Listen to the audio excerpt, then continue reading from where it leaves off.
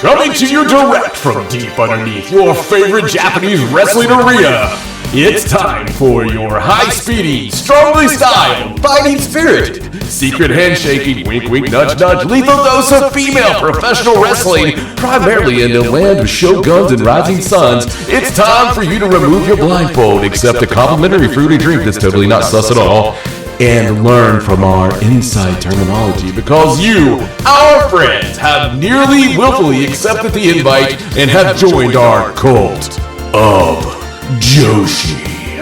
Now allow me to introduce you to your fighting spirited guides, Raja and John.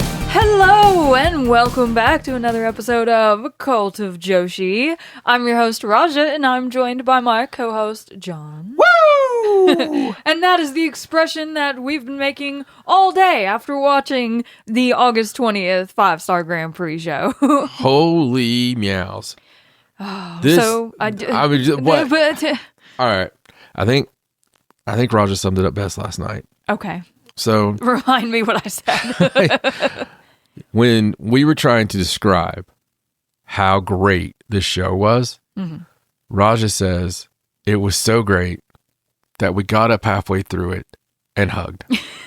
We legitimately did. and It's hard to put into words the feeling that this show gave me, like during it and after it and just all throughout today while I was waiting to sit down and talk about it. It's just a feeling that you don't get often in wrestling, because obviously in wrestling things are very much, there's like a way about it, right? There's a way of doing things in professional wrestling, even in Joshi.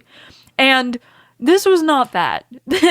This was something else entirely. It was different. It was new. It was fresh. All the matches were, it's like the girls were all told if they didn't perform tonight, then they're out of a job. I don't know what went down in this locker room or over the course of the week or whatever, but this Korakuen Hall show, put on in front of 1,589 fans, was the best wrestling show that I think I've ever seen. so some would accuse you of hyperbole. Yes, they would. They would think I was exaggerating greatly. Yeah. So considering. And again, give the amount of people in Korakuen Hall again. 1,589. So that might sound a little confusing to some people that hear about sellouts. Yes. And sellouts come in less than that.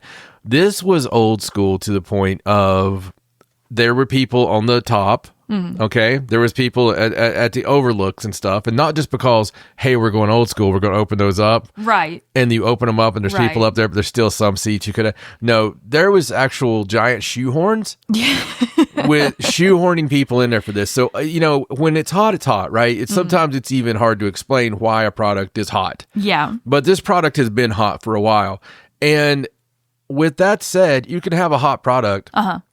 And still, you go into it expecting, as you said. I mean, listen, we watch. It's not just Stardom. I mean, we watch a god-awful amount of wrestling. An absurd amount of wrestling. And here's the thing. I was a wrestler. Yes. I'm still in the wrestling business. So my entire life, from being a fan as a child to learning to wrestle, to being a wrestler, to... and your entire life has been, there's not been a time in your entire life where wrestling was not a part of it. Right. Even just the whole thing. So when I wasn't necessarily a fan, quote unquote, it was still part of my life. And with all that said, we study the past. Yes. Like, we study the past, and this is a little known thing with anybody because we don't talk about it much, but we study back the 20s, the 30s. Like anything we can get our grubby little hands on. Every little thing, like, oh, that's interesting. Let's dive down this about so-and-so. And a lot, we try to stay, like, anything old female related, we try to get into, and it's so interesting. The whole story is interesting in professional wrestling. But with that said, really super cards and stuff, they come and go, right? People make these incredible cards, and you get really excited for them. Yeah. And sometimes they live up to it, and sometimes, and most of the time, they don't live up to it fully, or your expectations were set so high that it's kind of, you're numb almost through it, and you barely remember anything.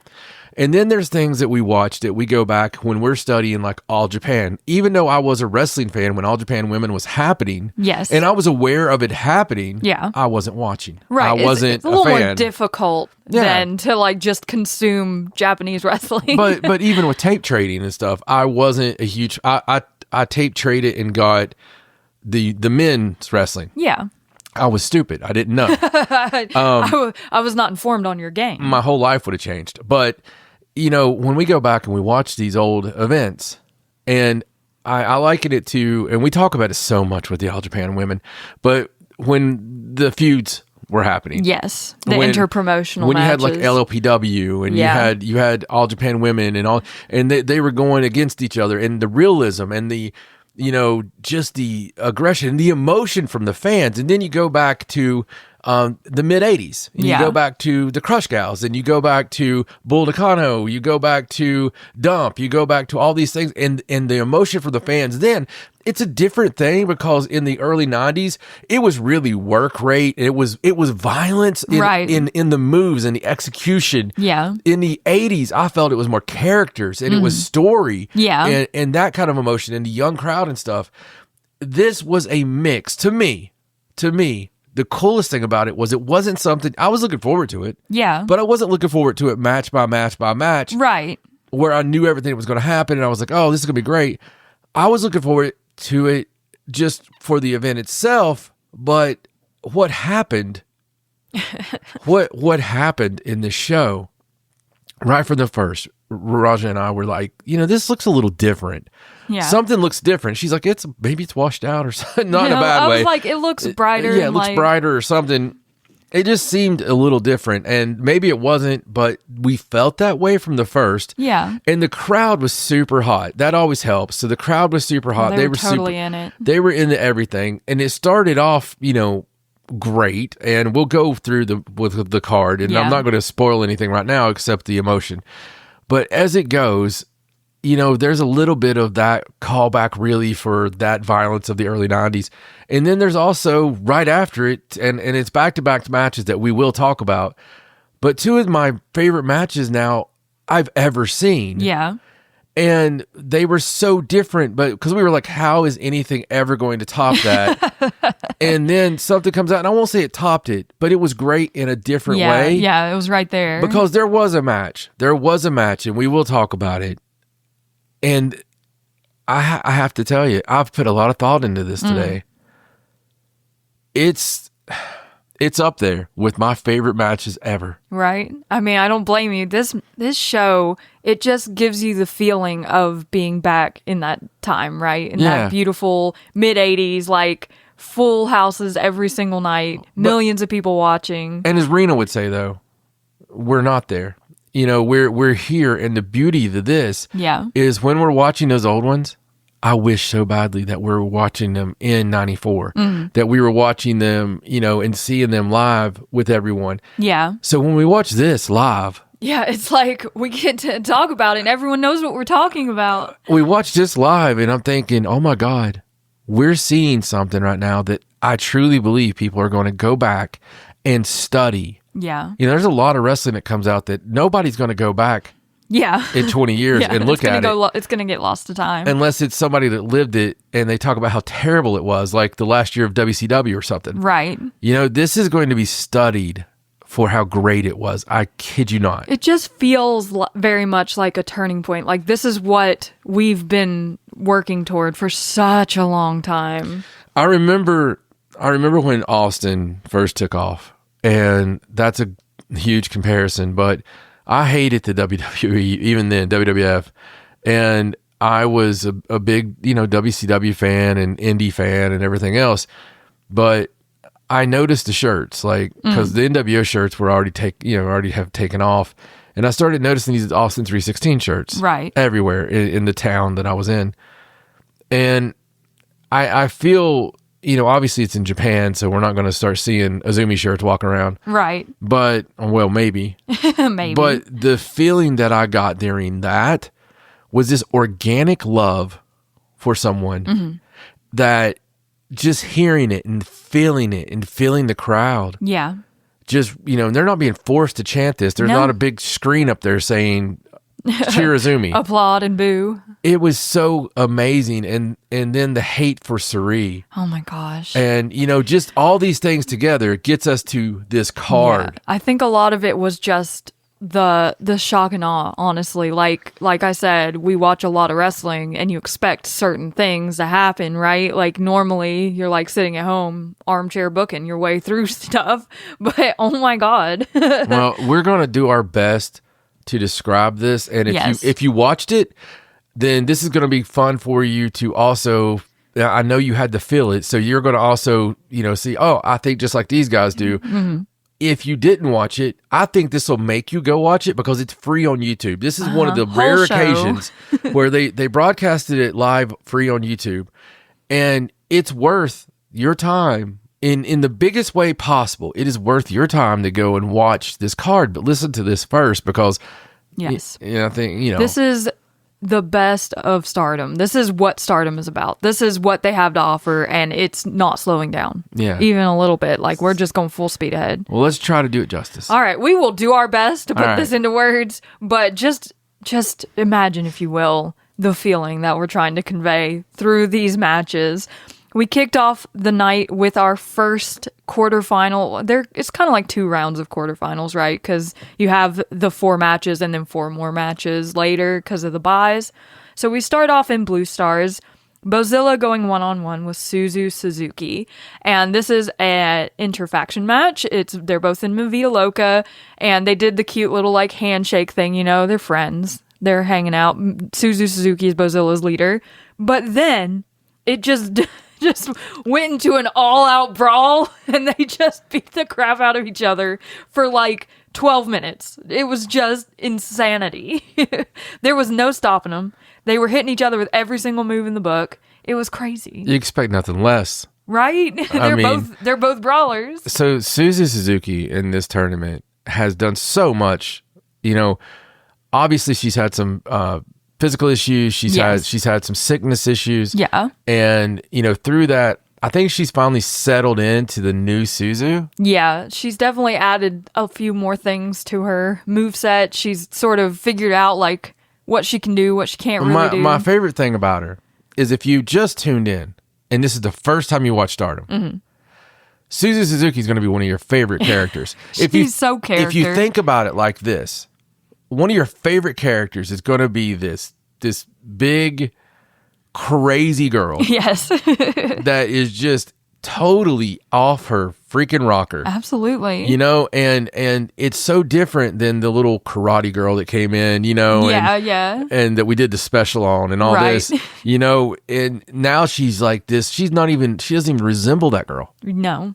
She's a totally different Suzu at this point, and you can just tell that she's having a great time doing what she does best, and I think she shows her love and respect for people through throwing punches at them. That's her way. I agree with that. But this match was amazing. It was a great way to start off the match because, you got Bozilla out there. She's quite the attraction, right, at her size. But Suzu showing off her strength, her experience, hitting Bozilla with her German suplex hold, which is not easy at that size discrepancy, and winning the match to go on to the next round to face Sariano, which I didn't see coming. No. I mean, one of my favorite parts to it, though, is after, sometimes when faction members fight, you never know how it's going to turn out, especially with someone like Bozilla. Yeah, it's a very volatile faction, right? Bozilla giving her love afterwards. Yeah. That was cool to me, like, you are my leader. Yes, Suzu saying, she's like, I'm your leader and I beat you. What do you have to say? And Bozilla was like, you're a great leader. Yeah. It was really nice. I thought it was a great way to start, too, because the crowd right off the bat gets insanity. Yeah. They get the just full on beating each other up. And a surprise. And a surprise, yeah. It was great. I loved it. Yeah, me too. But in the post-match comments for this match, Bozilla did sort of hint, which was later officially announced, that she will be Stardom's representative in the TBS Title 4-Way at Forbidden Door this weekend. Be great fun, man. Which, when we saw that graphic, we were like, Heck yeah, that's going to be awesome. Yeah, not what I expected there either. Me either, but I think it's a really good call. I think she's going to be great in that match. And she's definitely a force, right? So it'll be fun for the other girls. Yeah, it'll be fun for me to see the world recognize her now. Yeah, for sure. She gets a big stage there at Forbidden Door. Following that in Red Stars, we move to Azumi versus Hanan. And I swear I had to check like twice to make sure we hadn't accidentally set the YouTube video speed to like 1.5 times or 2 times. They fought so fast. This entire match was like they were sped up.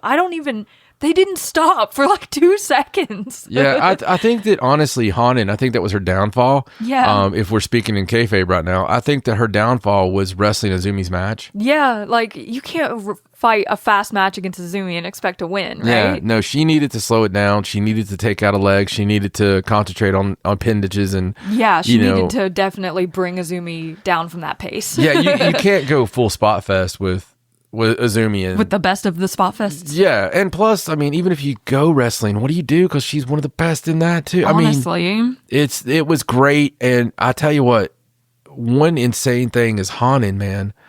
You know, we look at Hanan as a top star, a top player. Yeah, this tournament would be hard to see her like that. Yeah, she seemed really desperate in this match. It was like she wasn't all Hanan in this match, and she was just trying to keep up with Azumi, essentially. I'm going to be very interested to see where she goes from this, because I think, Stars is growing, and I think that's wonderful, and I think, I can't believe I'm saying this, but I really think that Wingori's super important right now. They are. I wanted her to be the singles. Yeah, but watching her through the 5-star, it's like, maybe you're not ready. Even with both of them. Yeah. I think really you got one of the greatest tag teams in the planet. Yeah. And singles, maybe not just yet. Maybe let's concentrate on that. And because they have an opportunity coming up, right? Right. But Azumi did win this match. She used a variation of the La Mystica to submit Hanan and move on to the next round to face, I can't remember. Oh, Saya Kamatani. Yeah. Of course. Yeah. Of course. Sorry. It's just been a day, okay? Right. After that, in Blue Stars, Amisori took on Momo Watanabe. And this was yet another brawl, but kind of in a different way. It was very, technical, whereas Bozilla Suzu was just all-out craziness. Momo and Amisori, of course, Ami trying to use her powerhouse abilities to take Momo out, and Momo Watanabe using her kicks and just her, her ingenuity. She's crazy, okay? Yeah. She just stayed on top of Amisori this entire match, and Ami tried her best to get one over on Momo. I thought for sure that Amisori was going to win this. There was a thunderbolt that Momo kicked out of, and I was shocked and awed. And it took Momo Watanabe hitting Amisori with that peach sunrise, but she did it. Momo Watanabe beat Amisori so crazy to move on in the tournament. I mean, honestly, with because we love Momo Watanabe so much. Yes. That we didn't expect this, though. We're like, okay, well, Amisori probably, whatever. It wasn't expected. Even if you pick it, it's still not expected because of all the how much have we watched of Momo over the last couple of years? Right. That you get to something with her and then it just doesn't happen. Yeah, and it's like, oh, well, that's Momo. And she seems fine with it. Okay, well, I'm just going to hit you with a bat and I'm going to the back and whatever. Yeah. This was so cool that she won. We were feeling something at this point. Yeah, this was the point where we were starting to be like, yeah, like something's going on. Yeah, because you think about it, right? You think yourself into a circle. You're like, if she wins, she's going to face Suri. And she already lost to Suri. And obviously, Suri's probably going to win and go to the finals and blah, blah, blah, blah. And you're just like booking yourself into a shoot.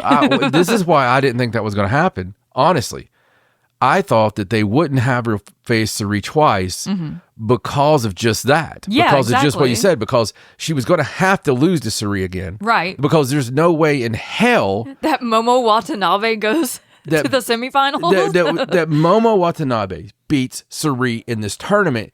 That's not going to happen. Right. So you can't have that match again. So when this happened, we were like, the smile Momo gave to the camera when they announced that she was going on to face Suri in the next round. She was just so smug. when this happened, it really, I remember we were like, what the fuck? what's going on? What is happening? Yeah.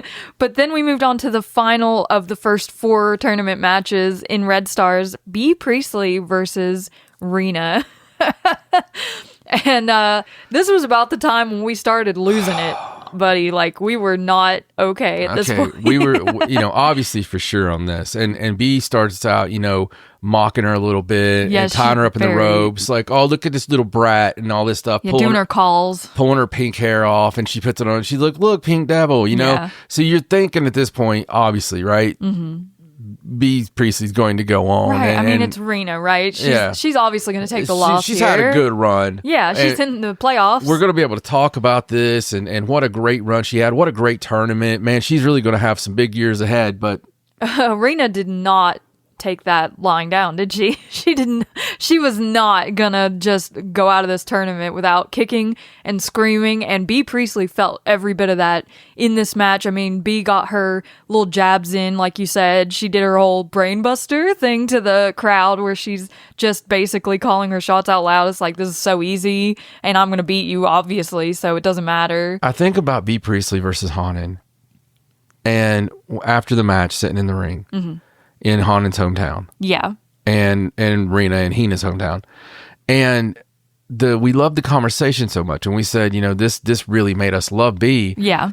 And she calls back and she goes, of course I remember you, Hanan. And I remember little Hina and little Rena. Yeah. And she goes, not so little now. And I thought about that at the end of this match. Yeah, because, I mean, Rena probably could have looked at her and gone, not so little now, am I? Yeah, not so little now. Rena used a jackknife to pin B. Priestley in this match. Rena won the match. She's going on to the next round. Advancing in the 5-star. I did not expect her to get to the playoffs, let alone get past the first round, going on to the second to face Natsupoi. What? Yeah. What? And this also, as we were doing our math, if they were keeping with the way it looks, Rena versus Natsupoi is going to be Rena versus Natsupoi. I'm saying it again. Yeah. Is going to be the absolute main event. Right? If they're going in the same order as they did the first 4 matches, that would mean Rena's facing Natsupoi last. But if Poi versus Rena is the main event, is somebody going to die? What's going to happen? I mean, really, like what is going to constitute this? Yeah. Being the main event? Right. I don't know. It was interesting. As we were going into the final half of the show, we were trying to figure it out. Like, I was trying to deduce what might be the main event and all that, but we found out pretty quick. In between tournament matches, we had a fun little tag match. We got to see Kikyo Furusawa and Akira Kuragane versus Emma Maishima and Yuria Hime. So a little bit of the new class going at each other. Love the story in this. I love Akira. She's so mad. Akira's so pissed off that Yuria got the spot and beat her in that singles match to win the spot into the tournament. And Akira was having none of it. She's like, I want Yuria. I want Yuria. And, during this, it was so cool because Emma didn't want to tag it. She's like, no. You're going to fight me. Fight me. And Akira just kept looking past her. And when they actually face off, I honestly thought a holy shit chant was going to break out because they had built it so well that it was that moment. When it's built right, when the two people are in the ring, do you want to be in the ring? Yeah. It's just that feeling. Yeah. And man, they went off on one another. They really did, yeah. And Yuria showing a few new things. Like, she got into her little devil's kiss move a bit of a different way this time. It was really cool. Transitions, baby. And she got her triangle choke in, which is how she won the match. She got it on Kikyo Furusawa, but I don't think this thing between her and Akira is over by a long shot. Yeah, that freaking driver, reverse pedigree, whatever it was to get she, into that. She sat on her shoulders and drove her head down. Just the fact that she's using a transition to do that devil's kiss is awesome. It's really cool. I love that she's constantly trying new things and seeing what sticks, because that's half the fun of it, right? And I love the fact that these girls have a great story going. Me too. Like, you can see Akira and Yuria being rivals far into the future. They're like, I believe so, yeah. They're like the perfect foil of each other, right? They are. They're just heaven made. After that, we got a little announcement upcoming in November. the Goddess of Stardom Tag League, which is the second biggest tournament of Stardom. We have to wait a few months, but it is starting on November 7th and running through November 30th. So pretty much the whole month of November. We'll have tag team action. So this is a special announcement. Okada-san, I am begging, I am asking, I am pleading. On Tag League, can we please use tag teams that already exist? Or have existed at least for a 2-match run or a 3-match run? Somebody who has a name already. People who actually tag together. Yeah, normally. Instead of creating like Ketchup Bear Star, let's have some that are already out there. Yeah, and even stuff like Yuria and Momo Kogo. Yeah, that'll probably be one. That'll be one alongside Wingori. Wingori better be in it. Oh, if Wingori's not in it, then what are we even doing here? Right. So I'm really excited for it. We do have some cool tag teams, and we've had some of the most epic tag team matches in the past year. Yeah. So it'll be fun because of. Just Wingori versus anyone is going to be a hell of a match. Absolutely. I don't know if they're going to go the same route they have the last few years, but I'm kind of hoping that we get the Eternal Foes as a tag team in the tournament this year because I think it would be really fun. Yeah, it's interesting right now. It is. Yeah. It is. It's interesting. But after that, we came back to our tournament matches, starting off in Blue Stars, Sariano versus Suzu Suzuki. And this was just fun. Sariano has been on fire lately, just having some of the best matches that are so enjoyable to watch. And at this point, we were so dialed in that it was crazy. So we were just locked into everything. This is 2 hours into the show. Yeah. And roughly. From this point on, this is where we had to pinch ourselves from this point on and really wonder, are we experiencing a fever dream in real life? Did we hop timelines? What happened? Is this... Yeah, this match was really great. Suzu used her new favorite move of pile driver on the apron in this match. I guess that's sticking around because she's used it in a couple of matches since killing Momo Watanabe with it. But it didn't help her because Sariano, with whatever she's been drinking lately, managed to throw the pottering on Suzu Suzuki and beat her for a spot in the semifinals of the 5-Star Grand Prix. Yeah, I mean...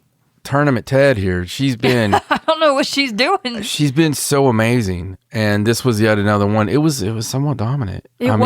She kind of took over, right? And she won clean with that pottery, and she did. I was there for it. I'm really excited to see this Sariano run. I'm all here for it. So when this happened, Rasha looks over and she's like, "Oh my God, your story's happening." Like Soriano. Sorry, Natsupoi, it's happening. So just remember that. Little did we know. Put a pin in it. After that, we went on to Red Stars, which was Saya Kamatani versus Azumi. And I wish I could call this match for you move for move, but it's impossible. I don't know how to tell you in simple words how good this match was, because there was a type of magic in that ring that you rarely see when watching wrestling, especially when it got down to the final 5 minutes of the match, when they were going fast, they were hitting everything perfectly, they were throwing things out that they don't normally throw out of desperation, and it was just mind-blowing, this match. The level of execution in this match on every front, the buy-in of the fans, chanting Azumi throughout the match, different points in time, when they got their hopes, they didn't really, they wanted to believe, but at the same time, they knew this is Saya Kamatani, who doesn't lose singles matches. Yeah. And, she's already had, it just, the very fact that she's had such a great tournament, the very fact that you were against Azumi and you got stuff coming up, and this even makes sense, and the fact that Azumi's already had a big win that's going to result in a title match. Yeah. It's a lot of crazy stuff, right? So this match, I wanted to believe, you wanted to believe, But then we would see her kick out of something. Yeah. Or get out of the Azumi Sushi. Or whatever. And we're like, okay. This is where it is. We're being silly. So then another big move happens and a 2 count. Another big move happens and a 2 count. And at this point, we're really like, what? We're freaking out a little bit, okay? And finally, what move? Saya lifts Azumi up for the spinning Star Crusher. We're like, okay, this is it. Here we go. But Azumi rolls out of it, pulls Saya Kamatani down into an Azumi Sushi. 1, 2, flip back into the Azumi Sushi. 1, 2, 3. Azumi has pinned the World of Stardom champion Saya Kamatani. When we saw that double Azumi Sushi, when she went to the second one, that's when we stood. the excitement, the yelling, the passion, goodness. the fans, the just everything. You can't. I mean, we had to stop it. And we had to pause. we had to pause it and basically give our own podcast standing there. We were freaking out. Just the excitement of this. The feeling it gives you and when you're watching this match and you go through those emotions and you get to the end and the fans and the atmosphere and just everything combined. Because you're like, what? And when you love this stuff. It's like, what just happened? And seeing the fans in the packed out Korakuen Hall, just Azumi. It sounded so beautiful. Just everything about that moment was a love letter to pro wrestling. It's one of those things you just can't capture in a bottle, right? Like, it's going to happen organically. And there's more. And it happened more than once on this night. So we were like, there is no way. Why the hell would anybody follow this? Yeah. There's no way. It was that good. We were so this match was so amazing that we were like, I don't even know what you do at this point. But then the following match, the semi-main event in Blue Stars, was Momo Watanabe's rematch against Suri. It's hard to describe the level of violence in this match. Well, I mean, Momo starts it out, and we're still all high on Azumi's win. Yes. And Suri's music starts, and she's got Chi-Chi with, Chi-Chi and Miku are with her. So she's starting to walk out, but Momo just attacks her on the aisleway. She's like waiting, like a quarterback or a linebacker ready to tackle her. And beats her ass through the crowd. And they just started off so hardcore, awesome, just fighting through the crowd. Suri gets the upper hand and goes up to the west sign, and just destroys her. Like, I don't know if it was 10 or more, head straight to the sign, So, I mean, right off the bat, it's a different feeling than what the Azumi match was. Yeah, it's not just a brawl. It's violence. Just straight out violence. At the time, that's when we were like, okay, that last match was 94 emotion. This is totally 86, 87 emotion. Yeah, we're back in Korakuen Hall in 1984. What's happening? Yeah, this is crazy.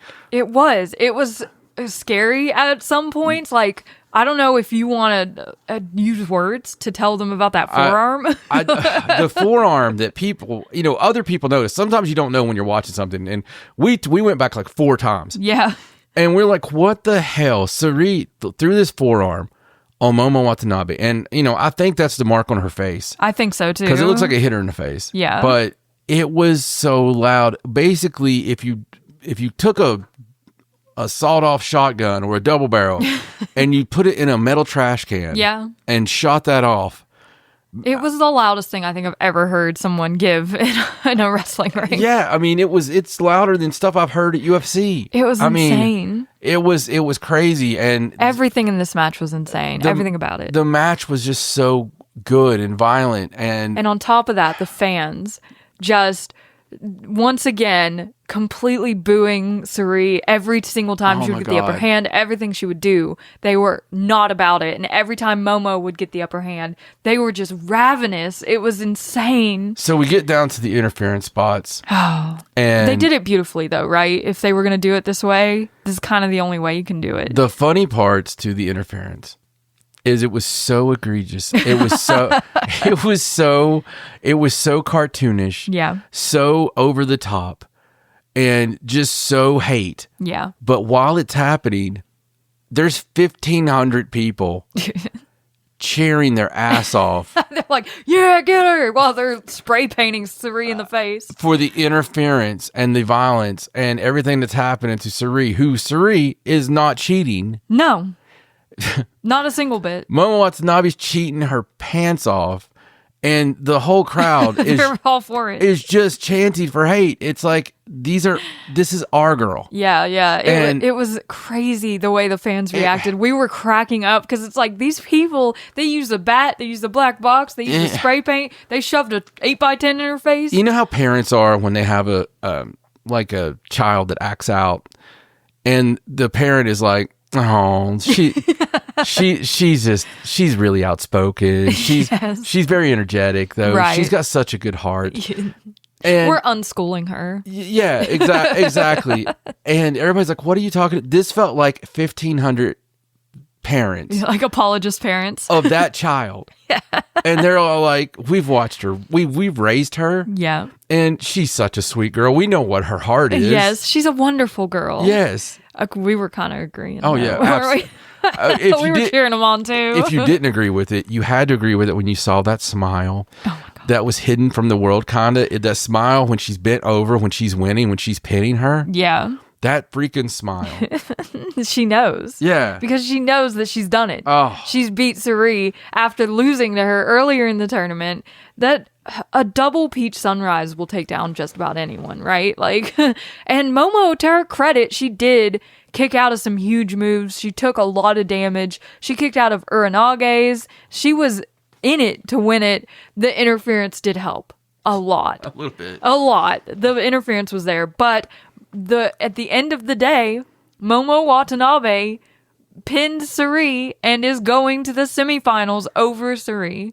So at this point, we don't know what is real anymore. Yeah, we're just flipping out. We have Soriano, who we expected. Yes. We have Azumi, who we didn't expect, but deserves it. Yes.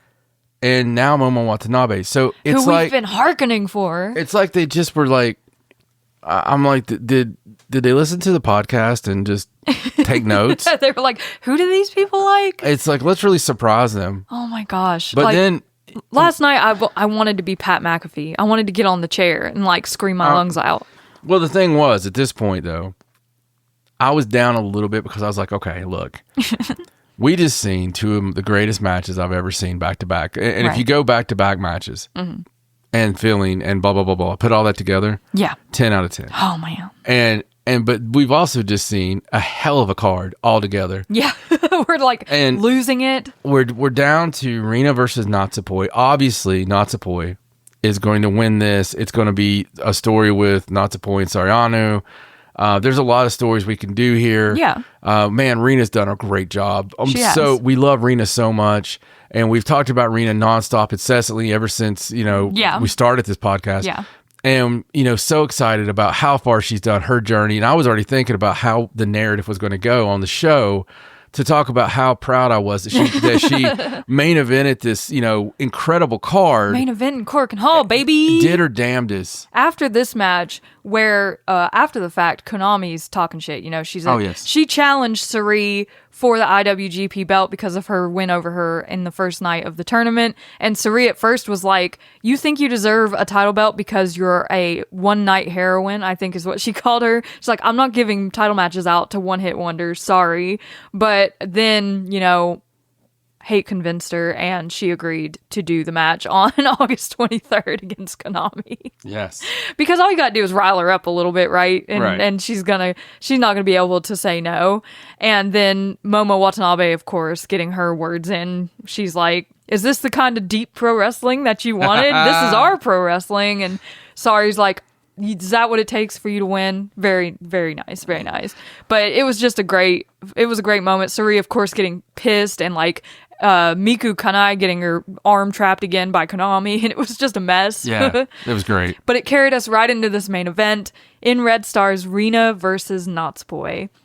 And this match, it wasn't on the level of the last two matches, like match-wise, right? You can't look at the match part and be like, wow, that was a 5-star match. That was amazing. But it was a great match with an ending that just made the entire night feel like one glorious Christmas present wrapped in a very pink bow. I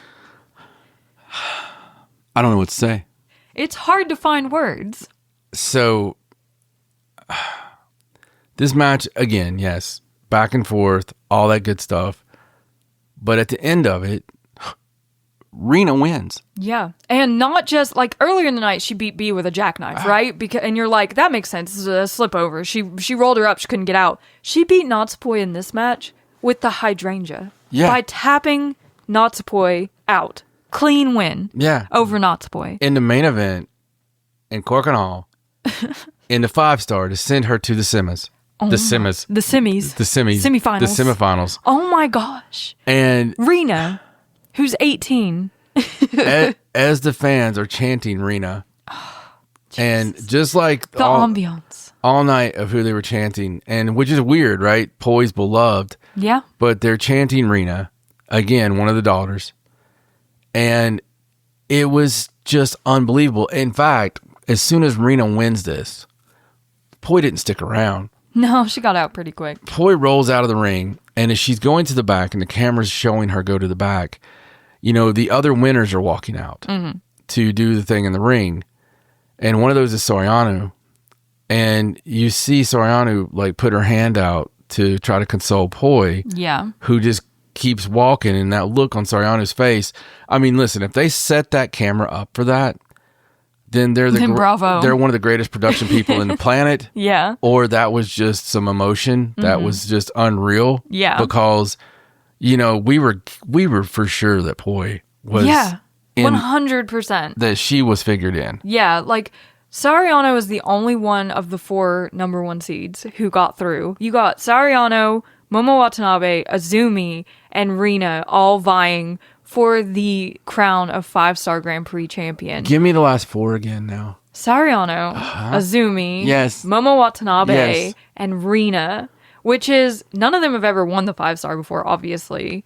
And I don't know that they've ever even made it this far. Momo Watanabe may have at 1 year, but it's just crazy, the landscape change, right? Like, this is not a Final Four I think anyone picked going into this night. No, I mean, if you did, please let us know and show us proof. But it's very much like a heart thing, though, right? Like, these are the girls that you root for because they never do make it to that place. And you're like, I wish they would one day, but I guess that day was yesterday. Yeah.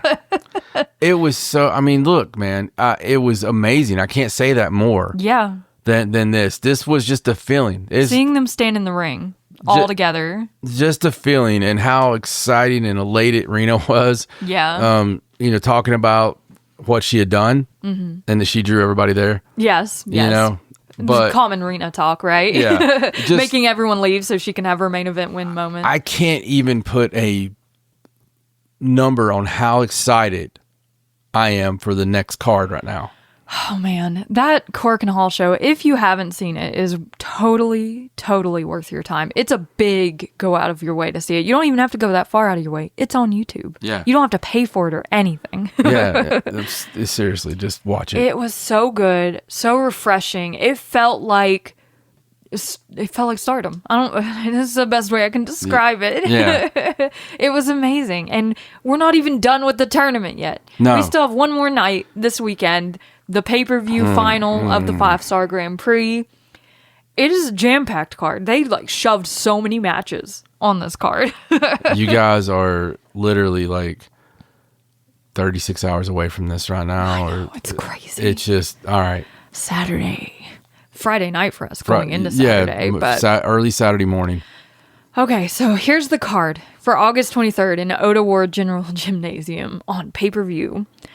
4-way tag match, Momo Kogo and Yuria Hime versus Lady C and Kyoko Kotatsu versus Emma Maishima and Kikyo Furusawa versus Fukigen Death and Azusa Inaba. I love having Kotatsu on there. Yes, she gets to show up every now and then, doesn't she? In the next match, Saida, Hanan, and B. Priestley versus Ruaka, Natsuka Tora, and Saya Kamatani. A little 6-man match. Little Wingori and B there. That's cool. Yeah, and Wingori across from the tag team champs who stole their belts. Yes. Didn't steal them. They took their belts in win. Yes. We will see Rina versus Azumi in the semifinals of the 5-Star Grand Prix. Dude, just stop. Rina versus Azumi. That's a semifinal of the 5-Star Grand Prix. So I want your pick right this second. Rina versus Azumi. Let's do it as we go. Azumi. That's just off the cuff. Okay. I'm picking Azumi to go all the way to the final. Okay. It's hard. This is what happens when so many people we love get into the finals. Like, how do we even choose? Wow.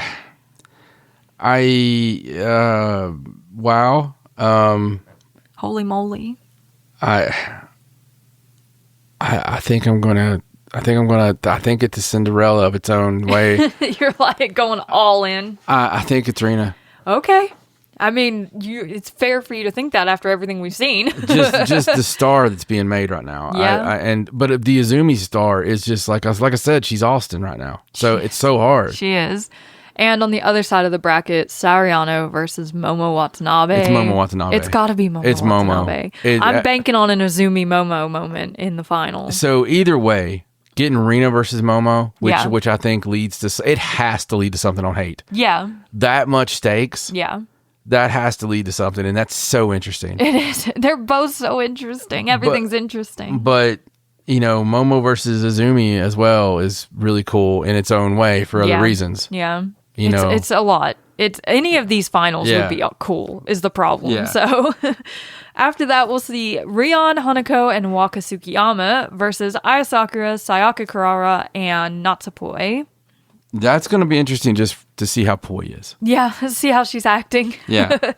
Yuna Mizumori versus Saki Kashima versus Mei Seira in a high-speed, low-speed situation. Yes. Akira Kuragane, Suzu Suzuki, and Rina Yamashita versus Hazuki Koguma and Dark Silhouetta from CMLL. It's her Stardom debut. Yes. She gets to debut on a pay-per-view. Yay. Really cool. Miyu Amasaki and Starlight Kid versus Tomoka Inaba and Ami Souri. That's a strange match. I think it's Tomoka, Starlight, more of that angle where Tomoka gets a shot at her white belt eventually. Yes. For the future of Stardom Championship, Hina versus Rana Yagami. Well, that was quick. It's happening. Rana's getting the belt this time. I'm going to wear my shirt again. You say that every time, kid. It's only been once before this. Yeah. But it's got to happen this time, right? I agree with you. I think Rana's going to get it. Oh, man. I would be sad if she didn't. For the IWGP Women's Championship, Suri versus Konami. I think Suri and Konami are going to beat the living hell out of one another. Yeah, that's the prediction. So, regardless of what else happens, I believe this is going to be violence personified. 100%. I do have a feeling that Suri's probably going to keep the belt at this point, but it's really hard to say. Like, nothing has gone any sort of way I thought it would. I don't think Konami cares about the belt. I don't think so either. I think this is just about beating the shit out of Suri. Yeah, I mean, Shuri could show up at this point. So. Oh, shut your mouth. Something with her could happen after this match. She hadn't had long enough since the surgery. I mean, I don't mean to fight. I just mean to show up. Yeah, she better not show up unless she wants to fight. And in the main event, the 5-Star Grand Prix 2025 final, a champion will be crowned. X versus X. We don't know. X versus X. But if I had to pick a winner, an overall winner of the 5-Star Grand Prix, I think I'm going to go with... Oh, I'm torn. Oh, no. I'm going to say that it's Azumi's year. Azumi's going to win it all. Is there a letdown for you? Let's do that. Is there any one of them that would be a letdown for you? Absolutely not. Not a single one of them. Not one of the four. I love them all. So for me, I really want to see like Azumi complete this arc. Yeah. Whatever this arc is. Yeah. But I would love to see either Rina or Momo win. I want to choose Momo Watanabe. I think my two favorite, just out there crazy. Yeah. Rina being the winner is the out there stupid money. That's like the one that's like, Momo, are you sure? Momo, okay, the Rina thing's cool for the new star, right? For the girl we've loved and supported and we spent way too much time talking about. Right. Okay. That's cool for that. Momo's cool for the redemption arc. Yeah, it's like she finally got it back. Soriano's cool for it's about damn time. Yeah. Okay, that's cool for that reason. Azumi just being greedy and getting her due. Azumi's awesome because as many times as I've said Starlight Kid is Stardom, I think Azumi might be more star. Here's the thing. I said this last night privately. What I would love to see is I would love to see Azumi take Starlight Kid and curb stomp her on an actual curb. And just get the blood, pull the mask off a la Despy, where you see the face for just a second, and just beat the piss out of her and restart Queen's Quest and all this stuff and be like, this is mine, girl, all this. Because I feel like that would galvanize the Starlight Kid fans. Yeah. And that would also give you the Azumi. You know what I'm saying? Like, yeah, I feel absolutely. like that would be. I think it's cool too. We talked in length about this. But I said that before they went ahead and made me happy with doing so much crazy stuff. I know. It's like we lost the plot for a second. So right now, I'm not going to armchair book. I want to just watch and see what they're going to do. Me too. Like, I'm happy with whoever wins at this point. They've already exceeded my expectations with this year's tournament. Yeah. It's been insane from start to finish, and I've loved every moment of it, and I'm excited to see how it ends. And after this show on the 23rd, there's a 2-week break before we get another Stardom show. So we got to enjoy it. There's a good chance we'll need it. Yeah, I think the girls definitely need it. It's time for them to go on vacation and have a nice rest. And we could cover the full Marigold tournament after that. So this weekend is stacked, though. Along with this, in the Joshi world, on 8/24, the next night is Senjo the Biggest in Zebio Arena. Which will be its own show. Which is a huge show for Sendai girls with a ton of fans packed in there. And I'm really excited to watch. There's also Forbidden Door, of course, where we'll see the 4-way with Bozilla and Athena versus Tony for the AEW Women's World Championship. Crazy, crazy days. And we have our own stuff going on, so it's just an insanely busy weekend. Yeah, it's crazy. I hope you guys, again, for those of you who've seen it, if you know, you know. For those of you who've seen it, I hope you've enjoyed reliving a little of it. And for those of you who haven't seen it, it's now time for you to go watch it. Absolutely. But that's all we have for you today. We just really wanted to talk about this show and get in our little preview for the final night because it's coming up fast. And we want to hear from you, want to know what your thoughts are on this show and what happened and who you think's going to win it now, because I'm sure your pick isn't in the Final Four now, as many people's is not. But make sure you're following us at Cult of Joshi on X, on Facebook, on Instagram. Subscribe to the Cult of Joshi YouTube channel. Give this video a like. Leave a comment. We love hearing from you. But for now, I'm Raja. He's John. So long from Cult of Joshi. Bye!